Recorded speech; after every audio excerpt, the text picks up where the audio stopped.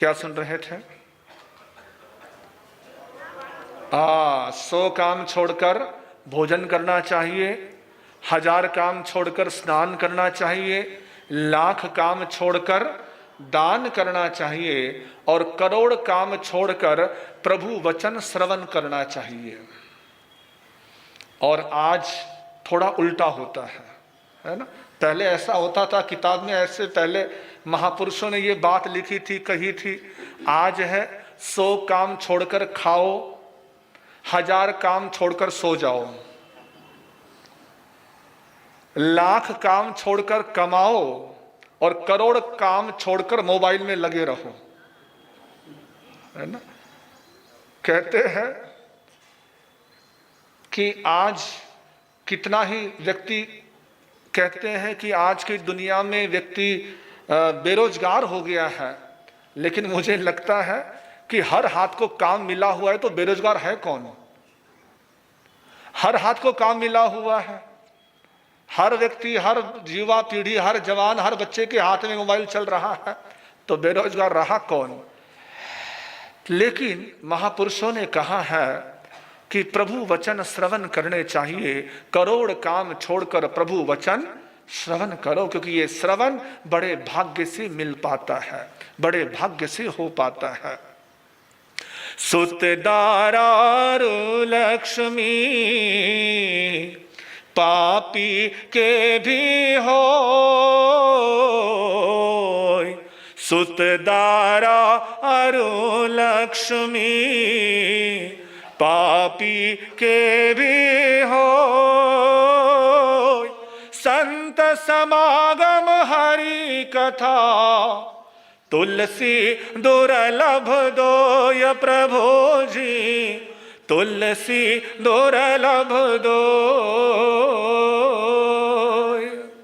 तुलसी कहते हैं कि पुत्र, पत्नी, परिवार, कारोबार, मकान, दुकान, ये सब मिलने सहज है, लेकिन संत समागम हरि कथा तुलसी दुर्लभ दो, ये दो चीजें बड़ी मुश्किल से मिलती है, भाग्य से मिलती है। संतों के दीदार और संतों के वचन, संतों के वचन बड़े भाग्य से मिलते हैं, पुण्य से मिलते हैं, सौभाग्य से प्राप्त होते हैं। हम प्रतिदिन इसी बात पर विचार कर रहे हैं, चिंतन कर रहे हैं कि ये जो वचन है, जिनको सुनने के लिए बड़े पुण्य हमने इकट्ठे किए हैं, तभी ये वचन आज हम श्रवण कर पा रहे हैं। भगवान के वचन हमारे कानों में पड़ रहे हैं, जिन वाणी हम श्रवण कर रहे हैं, क्योंकि हमने बड़े पुण्य किए हैं, बहुत पुण्य किए हैं। पुण्य जन्म जन्म दा होवे, पुण्य जन्म जन्म दा होवे, ता दर्श गुरां दा होवे, पुण्य जन्म जन्म दा होवे, ता दर्श गुरां दा।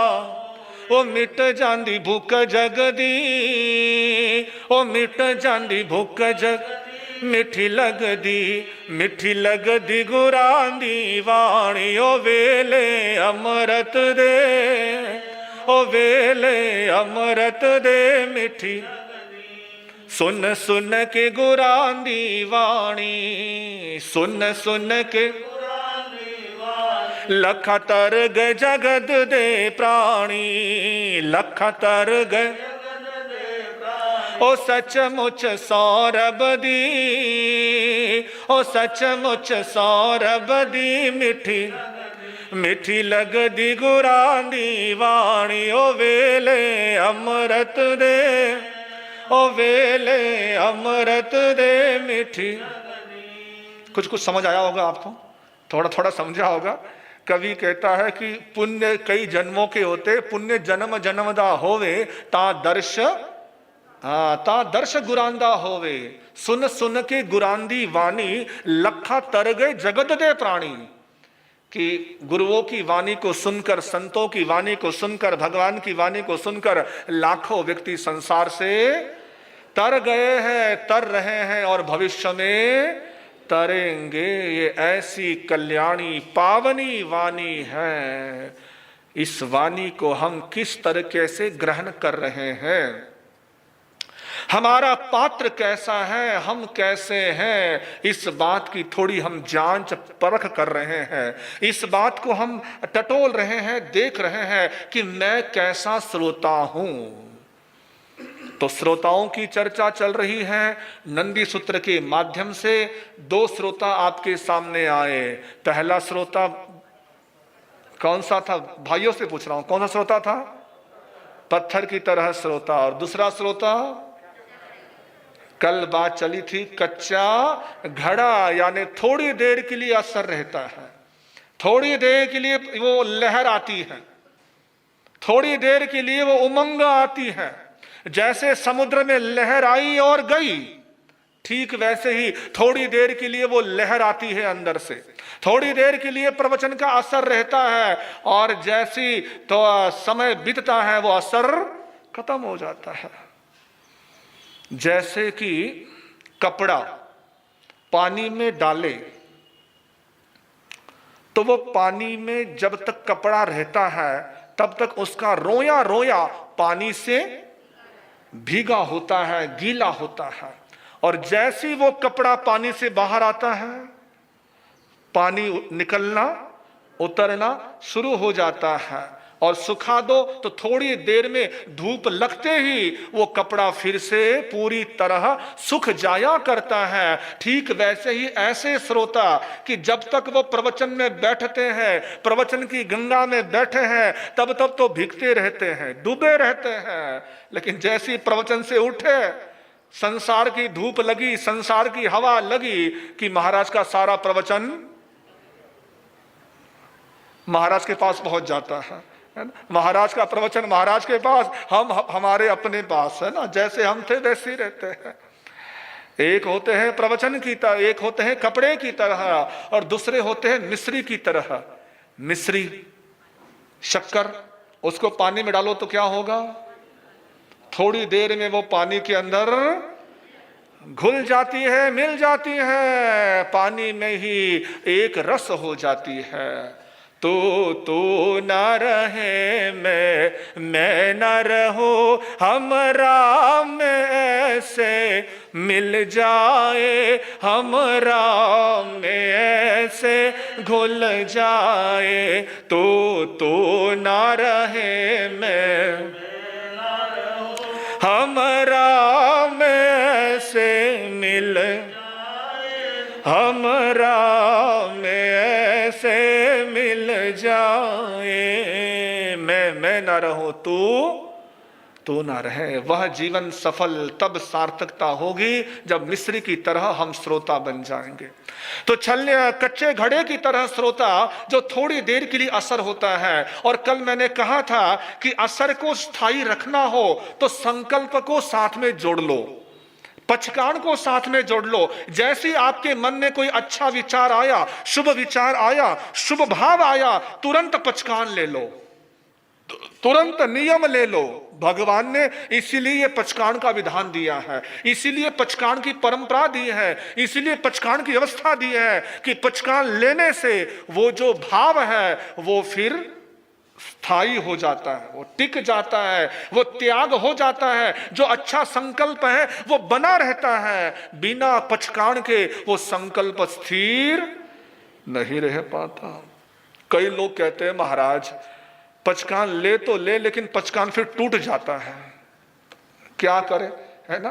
पचकान लेने की तो बात नहीं है, ले लेंगे महाराज, लेकिन पचकान टूट जाता है, इसलिए हम पचकान नहीं लेते हैं। जरा एक बात बताओ, किसी घर पर ताला लगा हुआ है, अलमारी पे ताला लगा हुआ है, गोदरेज की तिजोरी पर बड़ा भारी भरकम ताला जड़ा हुआ है, लगा हुआ है, और किसी दिन किसी दुर्भाग्य से उस व्यक्ति के घर में चोरी हो जाती है, ताला टूट जाता है, दरवाजे का ताला भी टूट जाता है, अलमारी का ताला भी टूट जाता है, चोरी हो जाती है। उसके बाद वो जो परिवार है ताला लगाना बंद कर देता है,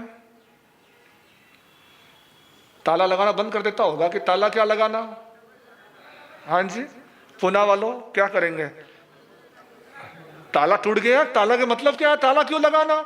जब ताला टूट गया तो ताला नहीं लगाना, अब तो सारे खुले दरबार, खुला रखते हैं? नहीं, बल्कि आप उसकी ज्यादा व्यवस्था करते हैं, ज्यादा बंदोबस्त करते हैं। पहले के ताले से इस बार का ताला ज्यादा मजबूत लेते हैं, ज्यादा मजबूत ताला लगाते हैं, जड़ते हैं कि पहले जो घटना हुई वो घटना दोबारा।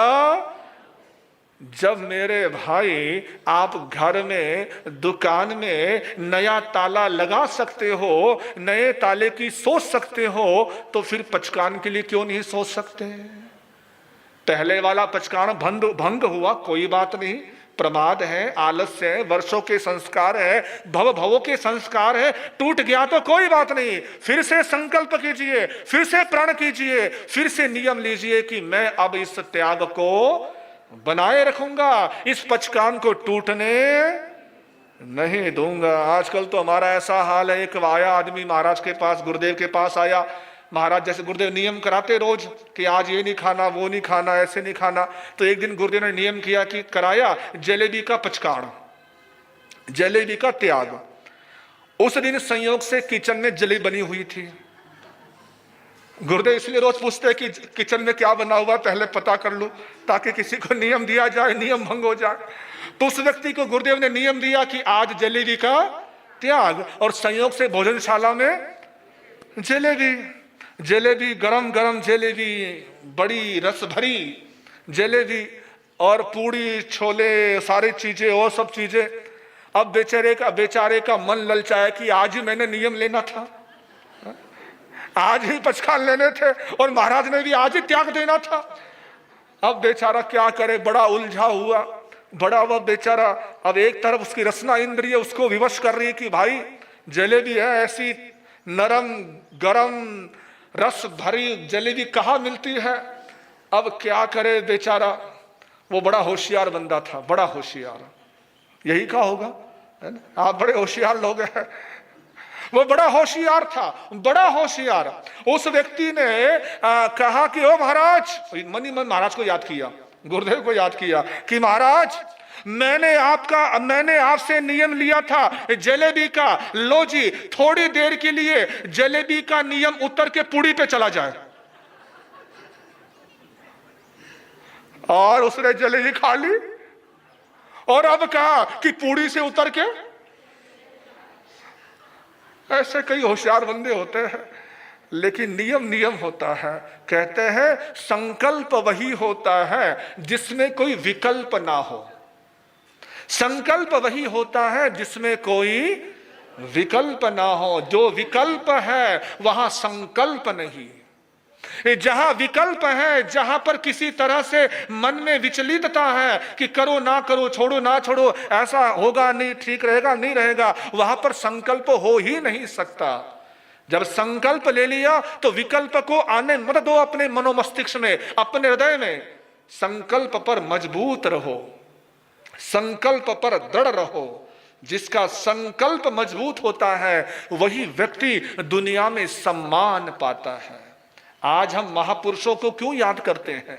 आज हम महापुरुषों की गुण गाथाएं क्यों गाते हैं? महापुरुषों को नमन बंदन क्यों करते हैं? भगवान महावीर के चरणों में हम अपनी श्रद्धा अर्चना क्यों प्रकट करते हैं? क्योंकि वो अपने संकल्प के मजबूत थे, दृढ़ थे। कितनी बाधाएं आई, कितनी रुकावटें आई, कितने संकट आए, कितनी परेशानी आई। भगवान महावीर के जीवन को देख लो, किसी ने छोड़ा भगवान को कष्ट देने से? किसी ने नहीं छोड़ा। क्या इंसान, क्या पशु पक्षी और क्या देवी देवता, तीनों तरह की उपसर्ग परेशानियां महावीर पर आई। पशुओं की परेशानी आई, इंसान की परेशानी आई, देवताओं की परेशानी आई, उपसर्ग परिशह आए, लेकिन महावीर विचलित नहीं हुए। हम उसी महावीर के अनुयायी हैं, हम उसी महावीर की संतान हैं, हम उसी महावीर के भक्त हैं। तो अपने भीतर भी वैसा ही उनकी तरह संकल्प करने का प्रयास करें, कोशिश करें कि प्रभु आपकी तरह संकल्प मेरे जीवन के अंदर भी आ जाए। मैं भी आपकी तरह संकल्पवान बनूं, दृढ़ संकल्पी बनूं। मेरा संकल्प कभी टूटने ना पाए, संकल्प टूटने ना पाए। और जिस दिन ऐसा संकल्प की शक्ति हमारे भीतर आ जाएगी, देख लेना उस दिन हमारे जीवन का कैसे उत्थान होता है, कैसे उत्थान होता है। तो कच्चे घड़े की तरह श्रोता, यानी जो थोड़ी देर के लिए असर रखता है और उसके बाद उसका असर खत्म हो जाता है, थोड़ी देर के लिए असर। एक कहानी शायद आपने सुनी हो कि एक सम्राट के दरबार में एक मूर्तिकार आया था, मूर्तिकार। और उस मूर्तिकार के पास 3 तरह की मूर्तियां थी, मूर्तियां तीनों हूबहू एक सरीखी थी, दिखने में, रंग रूप में, आकार में एक सी, कोई अंतर नहीं। वो मूर्तिकार सम्राट से कहता है कि महाराज आपकी जय हो, विजय हो।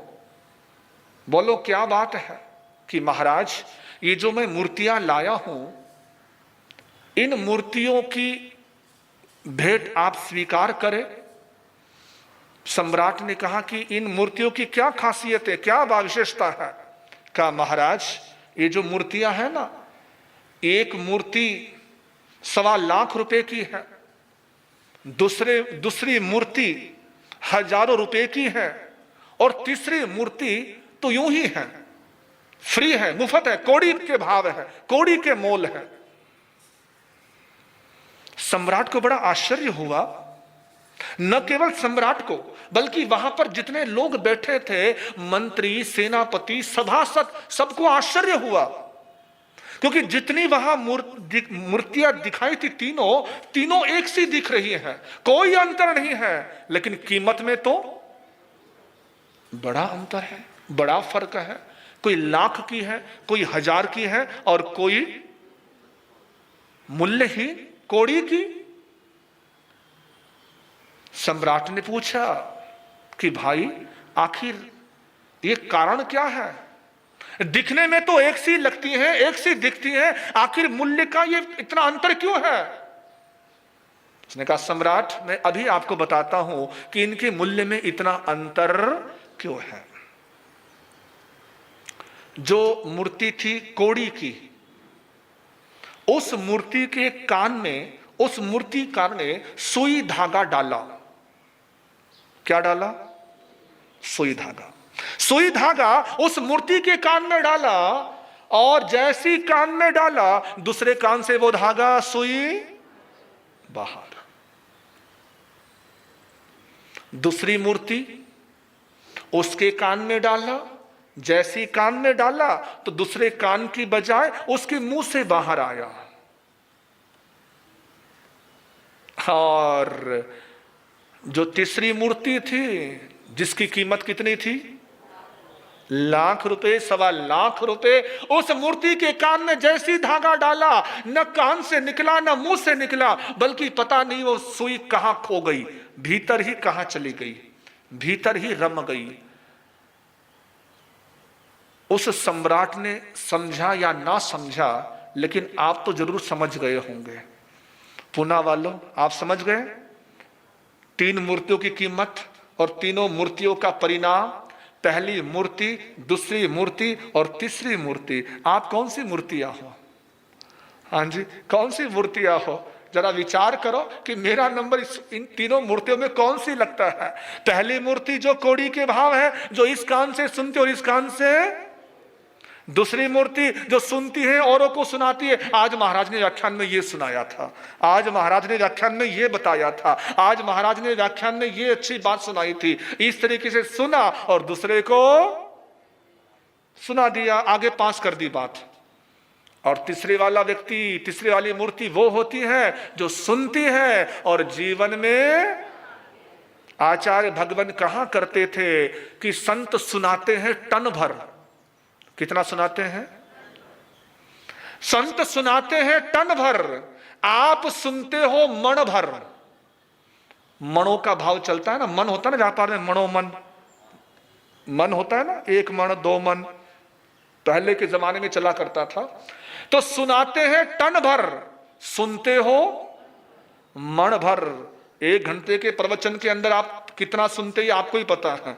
है ना। कौन कौन सी बातें सुनते हो, कितना सुनते हो, ये तो आपको पता। इसलिए आचार्य भगवान कहा करते थे अपने प्रवचन में कि सुनाते हैं टन भर, सुनते हैं मन भर और ग्रहण करते हैं कण भर। ग्रहण करते हैं, यदि कण भर भी ग्रहण करो तब भी हमारा सुनाना सफल है, सार्थक है। कुछ तो ग्रहण करो, यही प्रेरणा, यही संदेश। जय जिनेश, जय जिनेश, जय जिनेश देवा, जय जिनेश, जय जिनेश। जिनवर की वाणी से मिले सुख मेवा, जिनवर की, जिनवर की वाणी से मिले सुख मेवा, जिनवर की वाणी से। नवकार मंत्र को हर पल है जपना, नवकार आगम की वाणी को